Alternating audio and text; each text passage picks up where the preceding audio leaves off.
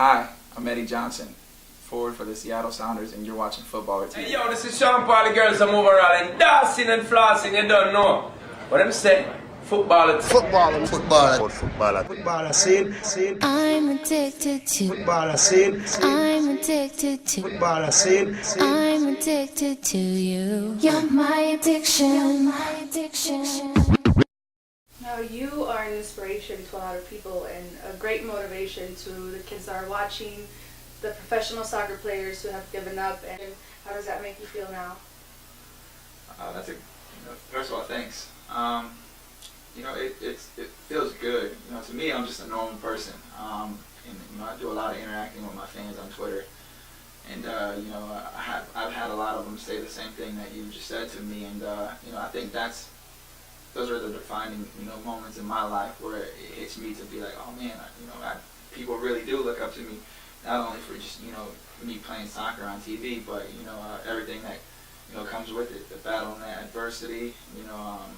When people say you're done, your better years are past you, and that never will die attitude that I've come back with, and really put my head down and just started working hard.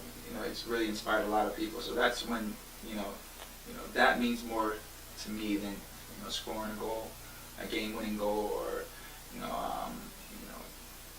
playing in front of 40,000 fans week in and week out. The fact that if it's just one person out of those 40,000 fans that I play in front of, I inspire them in a positive way. So that means a lot to me. And how was the road to get to Seattle Sounders?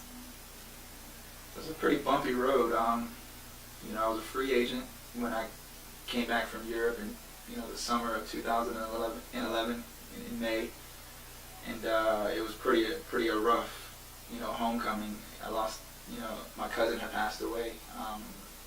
I got home in May. It was May 21st, and he had a stroke, and he died two days after. So it was pretty rough for me, and it was pretty close to me. So at that time, like I said, I was out of contract. I was a free agent, so I kind of fell back from the sport, and just really wanted to spend a lot of time with family, because it was an unexpected death in the family. He was very young, and he was a healthy kid.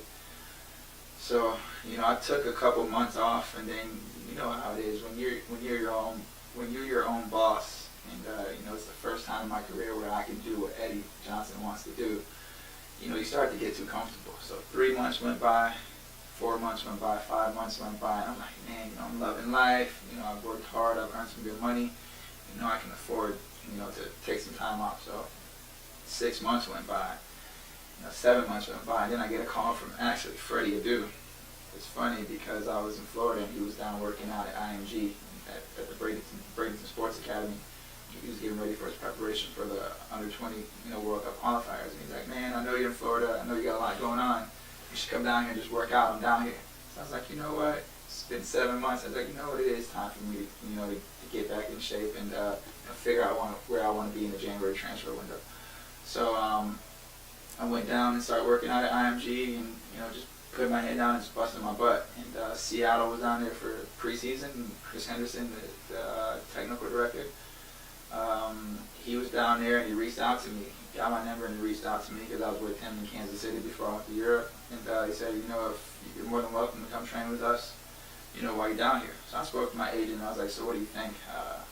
Should I train with the team, or should I just still do my individual stuff and just stay sharp, and then whenever opportunity comes, because the last thing you want to do is you go train and then you don't have a good training, and then that's how they view you. So he was like, no, it makes sense. Chris Henderson's a good guy. He knows you pretty well.